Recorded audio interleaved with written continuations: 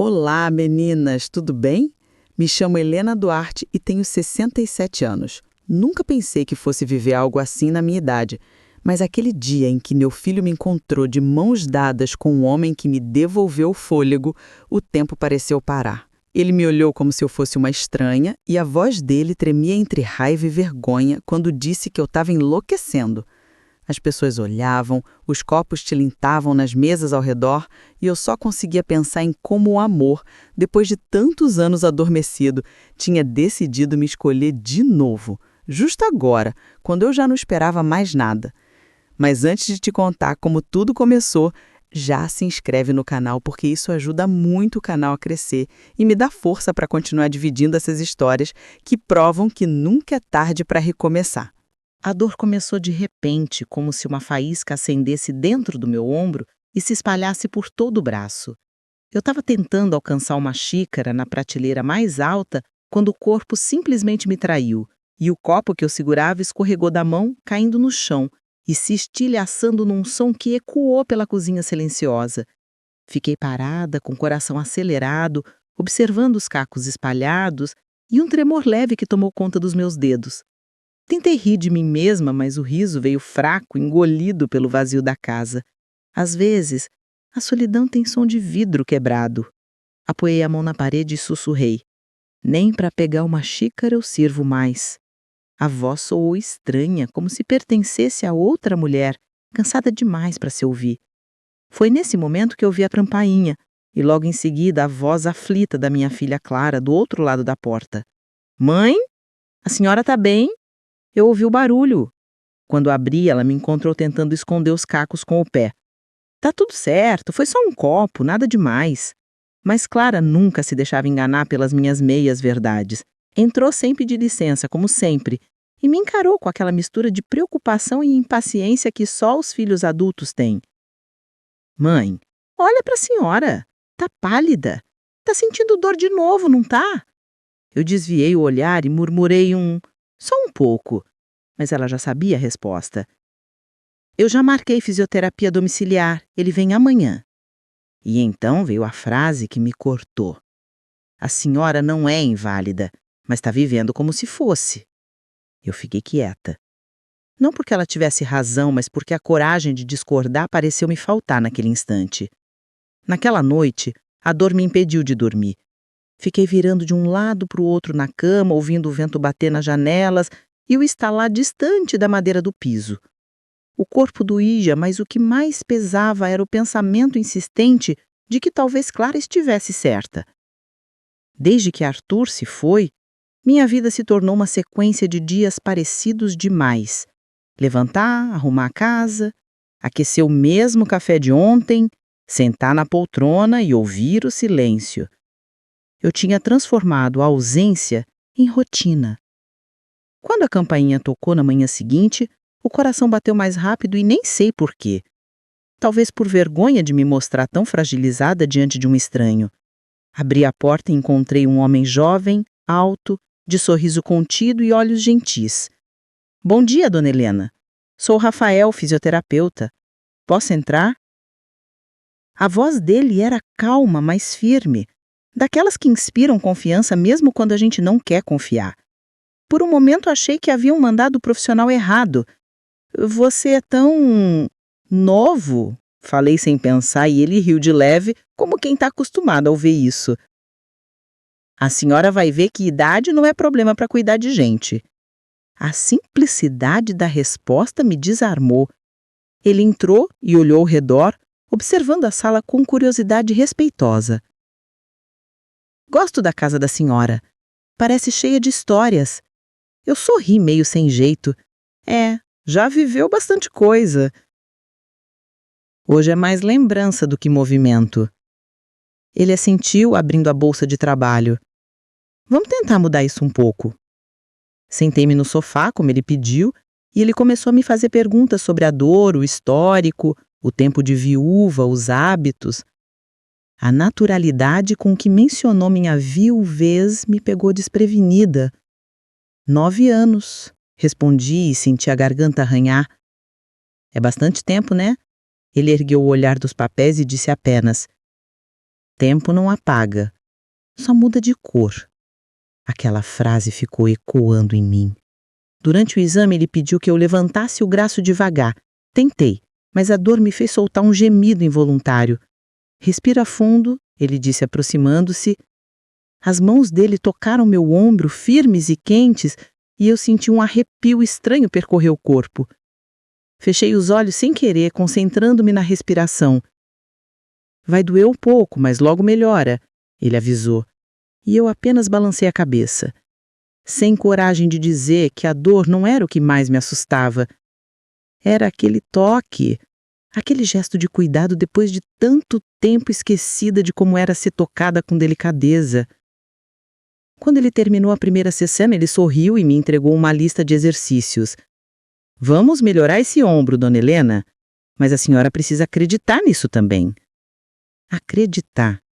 Palavra difícil para quem passou anos apenas existindo. Depois que ele foi embora, fiquei parada na sala olhando para o lugar onde ele havia estado. O cheiro do álcool da massagem ainda pairava no ar, misturado com o perfume suave que ele usava. Fui até o espelho da parede e pela primeira vez em meses, encarei meu próprio reflexo. A mulher que me olhava de volta parecia cansada, mas viva. Tinha uma luz tímida nos olhos que eu não reconhecia. Senti vontade de rir, mas acabei chorando. Na segunda visita, já havia preparado a sala antes dele chegar. Tirei o tapete para deixar o chão livre e até coloquei um vaso de flores sobre a mesa. Quando ouvi a campainha, percebi que estava nervosa demais para alguém que devia estar apenas esperando um profissional de saúde. Abri a porta e ele sorriu do mesmo jeito simples, sem perceber o efeito que aquele gesto causava. Pronta para hoje? Perguntou. Mais ou menos, respondi, tentando esconder o tremor na voz. As sessões seguintes foram ficando mais leves e as nossas conversas mais naturais. Ele contava pequenas histórias do dia a dia, de pacientes teimosos, de amigos que o chamavam de velho por preferir café a baladas. Eu ouvia com interesse genuíno, rindo de detalhes banais que, de algum modo, tornavam minha casa menos silenciosa. A cada toque dele, meu corpo parecia se lembrar de algo esquecido, como se abrisse uma javela trancada há muito tempo. Certa vez, enquanto ele alongava meu braço, uma lágrima escorreu. Machucou? Perguntou preocupado. Não, respondi baixo. É só saudade. De quem? Ele quis saber. Pensei em mentir, mas falei a verdade. De mim. Ele não respondeu, apenas apertou de leve meu ombro como se entendesse. Quando ele foi embora naquele dia, eu fechei a porta devagar e encostei a testa na madeira fria. Havia algo perigoso naquela sensação. Algo que me fazia lembrar que mesmo depois dos 60, o coração ainda sabe acordar quando é chamado pelo nome certo. E naquele momento, mesmo sem admitir, eu já sabia que o nome era Rafael. Na manhã seguinte, eu acordei antes do sol, sem motivo aparente, mas com o coração inquieto. Havia algo diferente no ar, uma ansiedade silenciosa que eu não sabia explicar. Fiquei parada diante do espelho, observando o rosto que o tempo moldou com paciência e descuido. Passei o pente nos cabelos grisalhos e, sem pensar, separei uma mecha fina e pintei com um restinho de tinta que tinha guardado no armário. O reflexo me devolveu uma mulher que há muito tempo eu não via. Uma mulher que ainda queria se sentir bonita, mesmo que só para ela. Sorri sem graça, passei um pouco de perfume e me peguei perguntando em voz alta: "Pra que tudo isso, Helena? Ele é só o fisioterapeuta." Mas, no fundo, eu sabia que não era só isso. Quando o Rafael chegou, pontual como sempre, percebeu de imediato. "A senhora tá diferente hoje?" disse, e eu tentei disfarçar. "É a luz da manhã, deixa todo mundo bonito." Ele riu, e aquele som leve encheu a sala como música. "Não, é outra coisa. O olhar da senhora tá mais vivo. Eu senti o rosto esquentar e abaixei os olhos, fingindo procurar o tapete. Ele preparou os materiais e começou o exercício, orientando meus movimentos com calma. O toque dele era preciso, profissional, mas havia algo nas pausas entre as instruções, algo quase imperceptível, um silêncio cheio de cuidado. Quando ele me ajudou a levantar o braço, o corpo reagiu com uma dor leve. E, sem querer, deixei escapar um suspiro. "Tá tudo bem?" ele perguntou. "Tá. É só o corpo lembrando que ainda existe." Ele me olhou de um jeito que parecia entender mais do que eu dizia. Por um instante, senti vontade de contar tudo, de falar do vazio dos últimos anos, das noites em que o silêncio era mais alto do que qualquer dor. Mas fiquei quieta, porque certas verdades ainda me pareciam grandes demais para caber numa conversa. Nos dias seguintes, comecei a esperar pelas visitas dele como quem espera por uma estação de sol no meio do inverno. Às vezes eu acordava mal-humorada, com o corpo cansado, mas bastava ouvir o toque da campainha para sentir o ânimo voltar. Ele entrava sempre com o mesmo sorriso, perguntava se eu tinha feito os exercícios e reclamava, meio brincando, quando eu esquecia. "Dona Helena, assim a senhora não me ajuda", dizia, e eu respondia: "Talvez eu só precise de mais uma sessão." Ele ria, balançava a cabeça e começava o tratamento. Em um desses dias, chovia lá fora, e o cheiro da terra molhada entrava pela janela. Ele pediu que eu sentasse perto da luz para melhorar a postura. Eu obedeci, mas o corpo, cansado e teimoso, travou novamente. Ele se aproximou, segurou meu braço com cuidado e disse: "Respira comigo." Fiz o que ele pediu. 1, 2, 3.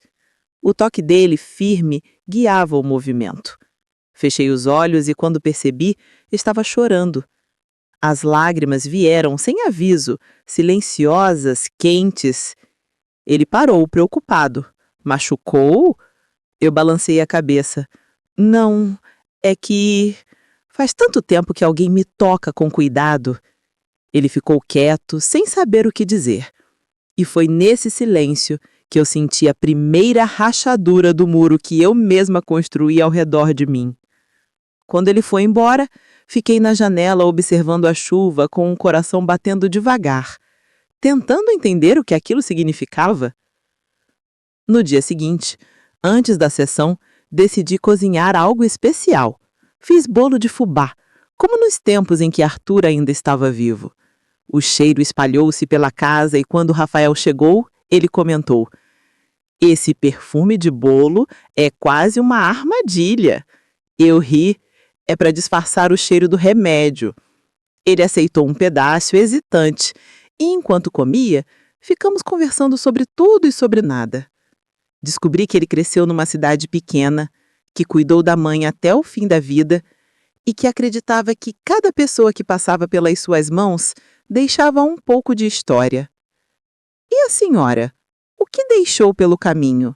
perguntou ele de repente, me olhando com atenção.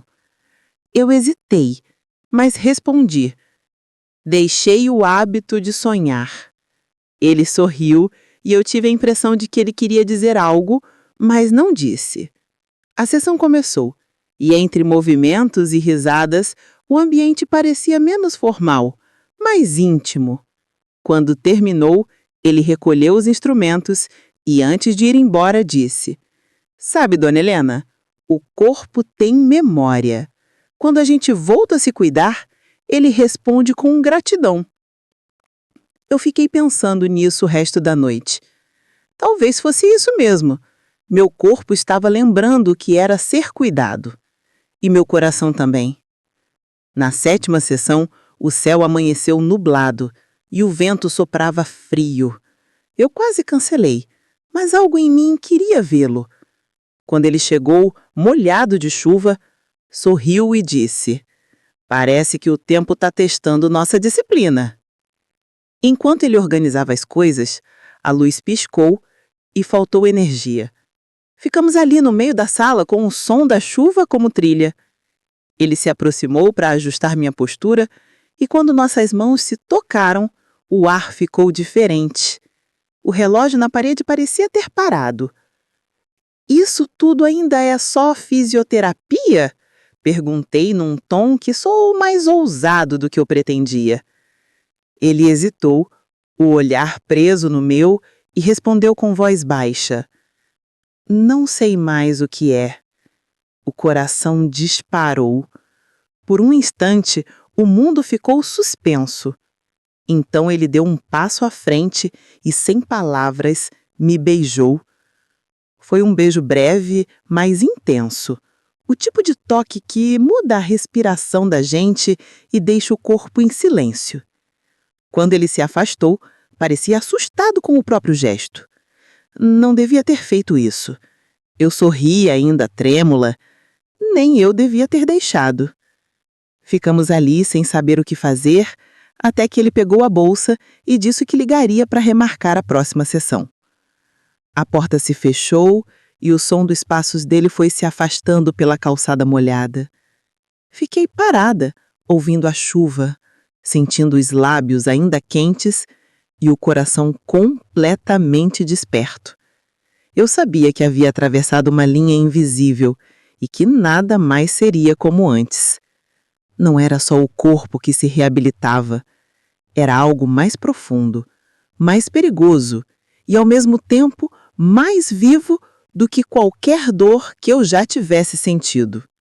Depois daquele beijo, nada mais voltou a ser o mesmo, embora eu e Rafael fingíssemos que sim. Ele ligou 2 dias depois, com a voz cautelosa, profissional demais para quem havia me beijado como se o mundo fosse acabar. Disse que precisava ser ético, que passaria meu caso para uma colega de confiança, e eu apenas concordei, tentando esconder a decepção que escorria pelas palavras não ditas. Quando desliguei, a casa pareceu mais silenciosa do que nunca. Passei os dias seguintes tentando preencher o vazio com tarefas pequenas, lavar, varrer, cozinhar, mas tudo parecia perder o sentido quando eu percebia que esperava, no fundo, um novo toque na campainha. Só que ele não veio. As semanas se arrastaram e a ausência dele pesava como uma saudade inventada. Até que numa tarde fria eu resolvi sair. Fui até uma cafeteria perto de casa, um lugar simples onde costumava ir antes de Arthur adoecer. Sentei sozinha, pedi um café e abri um livro qualquer, fingindo que lia. Foi quando ouvi uma voz atrás de mim, firme, conhecida demais. Dona Helena? Levantei o olhar e lá estava ele, de jaqueta escura, o cabelo levemente molhado pela garoa. Meu coração se confundiu entre alegria e medo. Rafael, achei que não me veria mais. Ele sorriu, sem jeito, e disse que havia pensado muito, que tentara manter a distância, mas que não conseguia. Eu sinto falta da senhora, não só como paciente. Essas palavras me atravessaram. Fiquei quieta, olhando o vapor subir da xícara entre nós. E agora, Rafael, o que a gente faz com essa falta? Perguntei e ele respondeu. A gente vive ela. E assim começou o nosso amor proibido e discreto, feito de encontros escondidos e olhares que duravam mais do que o necessário. Íamos a cafés distantes, caminhávamos pelo parque nas manhãs de domingo, sempre com o cuidado de não sermos vistos por alguém conhecido. Eu me sentia viva e, ao mesmo tempo, culpada, como uma adolescente em segredo. Ele me fazia rir de novo e cada toque, cada conversa, era uma lembrança de que a vida ainda tinha espaço para recomeços. Mas o destino, como sempre, gosta de testar quem ousa desafiar as regras. Certa tarde, eu e Rafael estávamos sentados num café pequeno do centro, de mãos dadas sob a mesa, rindo de algo bobo. Eu usava um lenço azul e me sentia, pela primeira vez em anos, bonita. Foi então que ouvi uma voz dura, familiar, chamando meu nome. Mãe? O som veio atrás de mim e o coração quase parou. Quando me virei, encontrei o olhar indignado de Ricardo, meu filho mais velho. O rosto dele estava vermelho, de raiva, as mãos tremiam. O que significa isso? Eu tentei falar, mas a voz falhou. Ricardo, por favor, sente-se. Eu posso explicar. Ele não se moveu. Explicar o quê, mãe? Que a senhora está se envolvendo com um homem da idade do meu irmão? Rafael tentou intervir, mas ele o cortou. Cala a boca, rapaz. Você devia se envergonhar. Se aproveitou da fragilidade dela, é isso? Levantei-me tremendo, mas firme.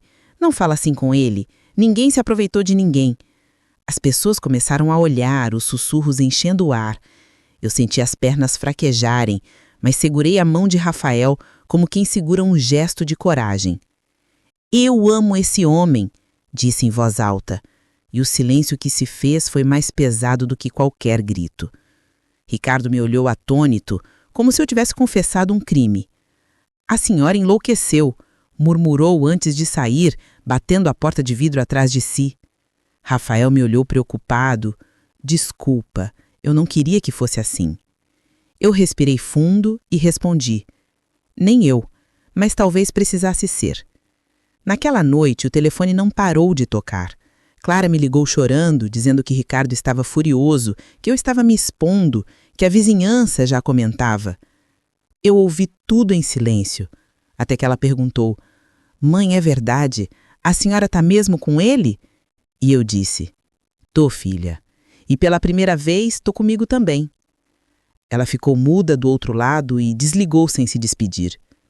Fiquei sentada na poltrona muda, olhando o telefone mudo, com uma calma estranha.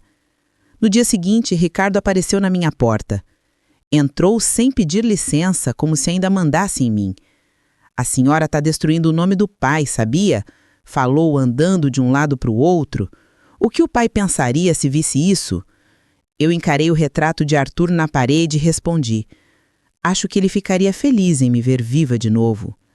Ele me olhou confuso e disse, isso não é vida, é vergonha. Então a raiva que eu guardei por anos se libertou. Vergonha foi eu parar de existir quando ele morreu. Vergonha foi fingir que envelhecer é o mesmo que acabar. Vergonha é não sentir nada. Ele ficou quieto, sem palavras. Eu te amo, filho, mas você precisa entender. Eu não sou só sua mãe, eu ainda sou uma mulher.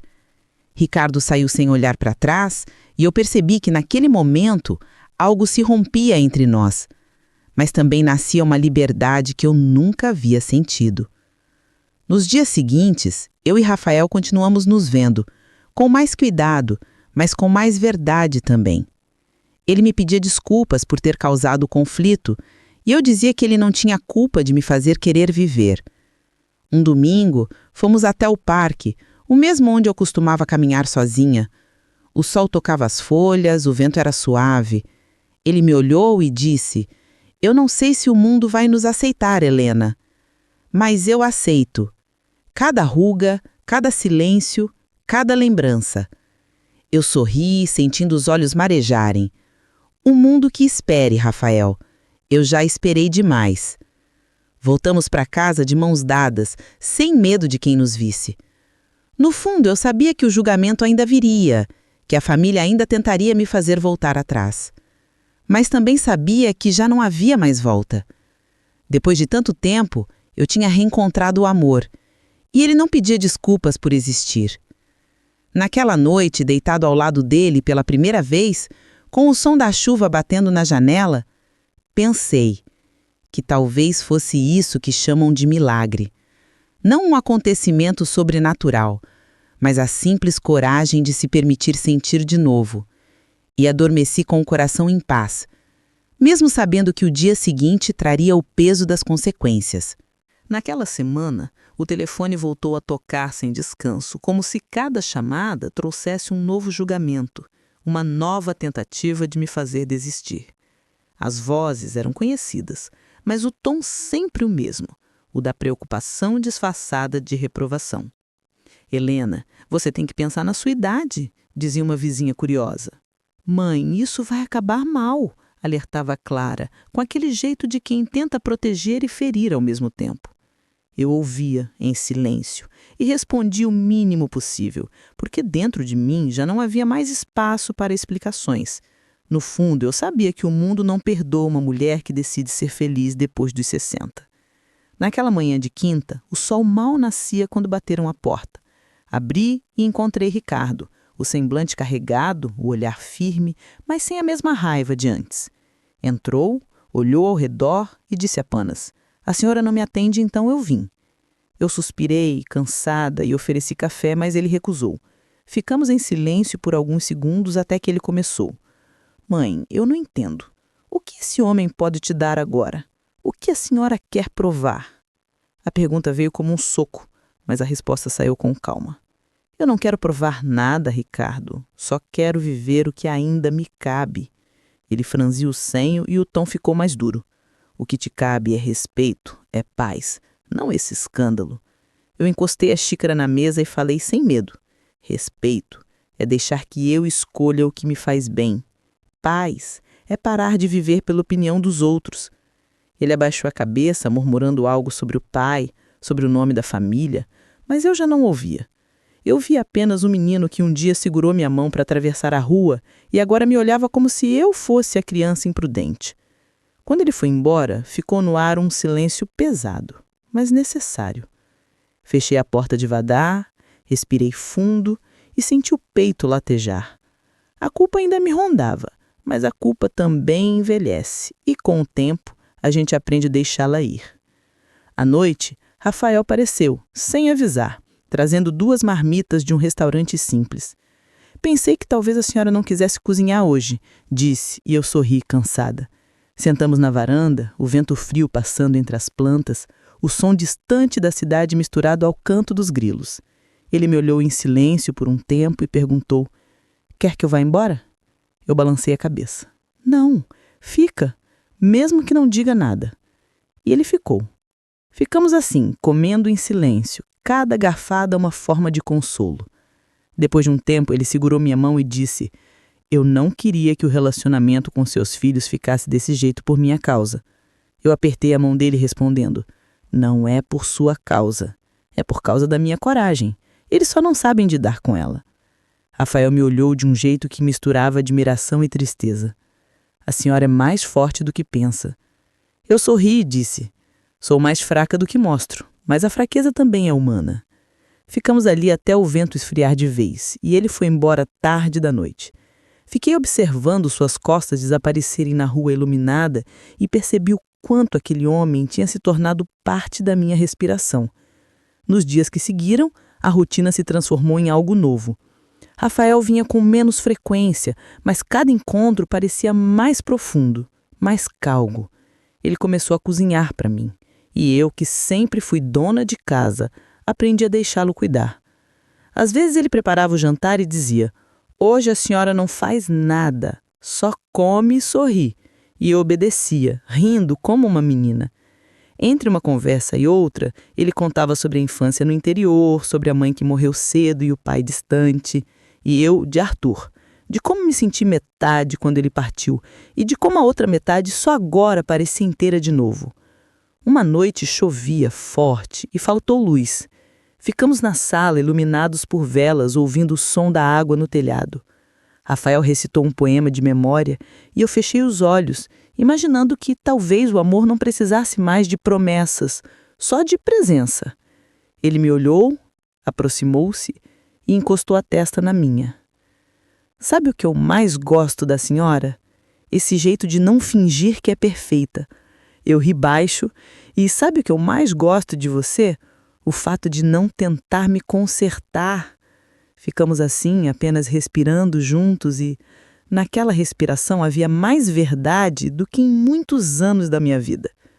Alguns dias depois, Clara veio me visitar. Trouxe flores, hesitante, e entrou sem dizer muito. Sentou-se à mesa, olhou em volta e comentou: "A casa está diferente." Eu perguntei se era o cheiro do incenso ou as cortinas novas, mas ela balançou a cabeça.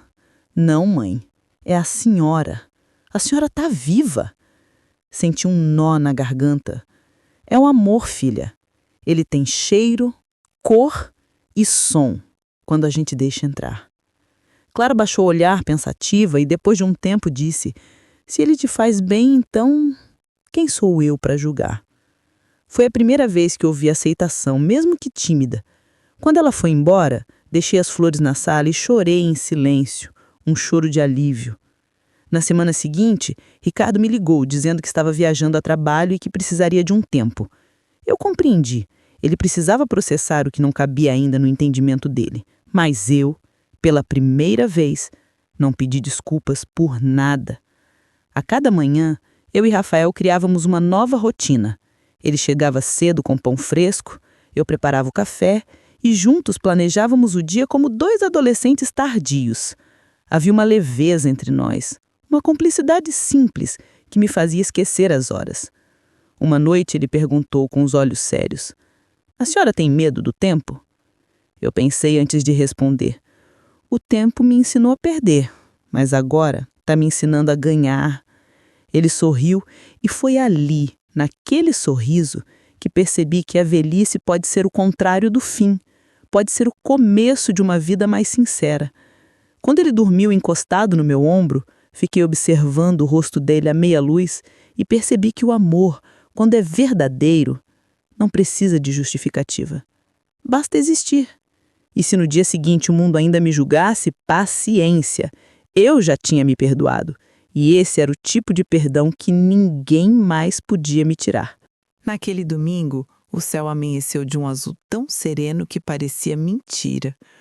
O vento soprava leve pelas frestas da janela e o cheiro do café recém-passado se misturava ao das flores que Rafael havia trazido no dia anterior.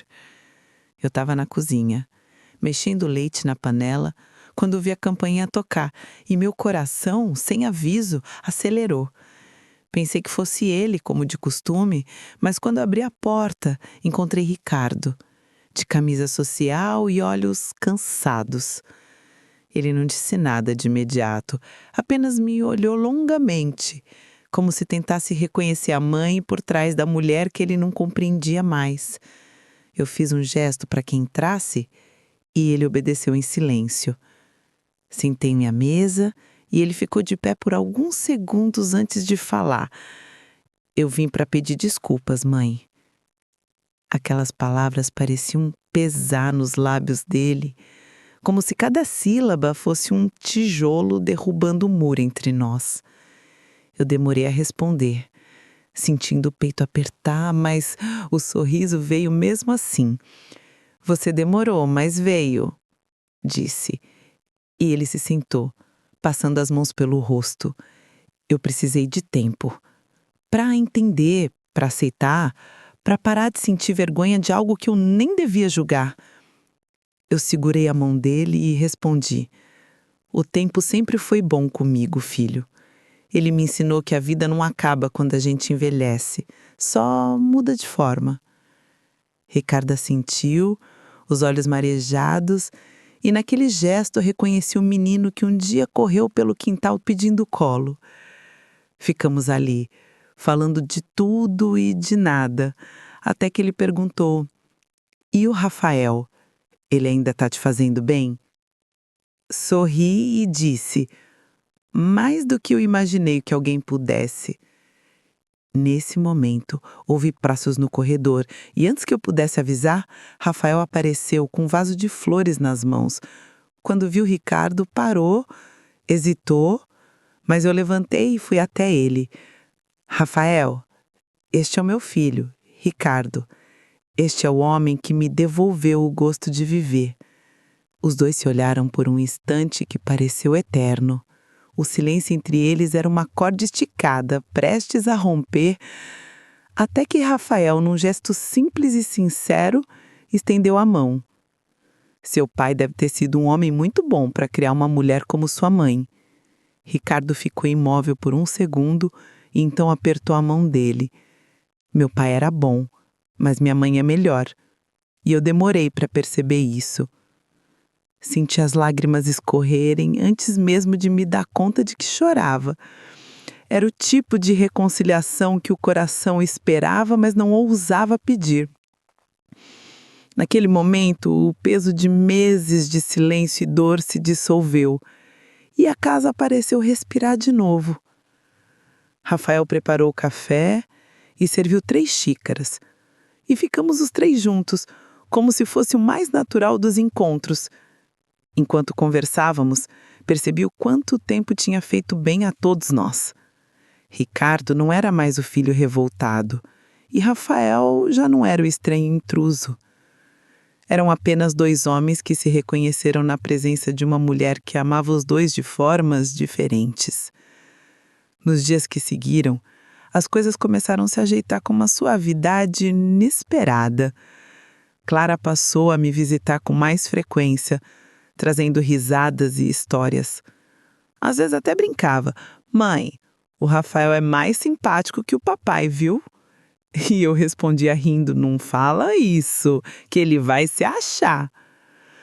Rafael se tornou parte da família aos poucos, com delicadeza, sem ocupar lugar nenhum que não fosse o dele. Nunca tentou ser substituto, nunca forçou laços, apenas esteve ali inteiro. No Natal, a mesa estava cheia como há muito tempo não acontecia. Meus filhos, meus netos e ele. Todos juntos. Quando o relógio marcou meia-noite, brindamos e eu fechei os olhos por um instante agradecendo em silêncio. A vida, com todas as suas curvas e demoras, finalmente me devolveu a paz que eu pensei ter perdido para sempre. Naquela noite, depois que todos foram embora, sentei na varanda com Rafael. O vento era frio e as estrelas pareciam mais próximas. Ele olhou para mim e perguntou baixinho: "Você ainda tem medo do que vão dizer?" Eu ri, encostando a cabeça no ombro dele.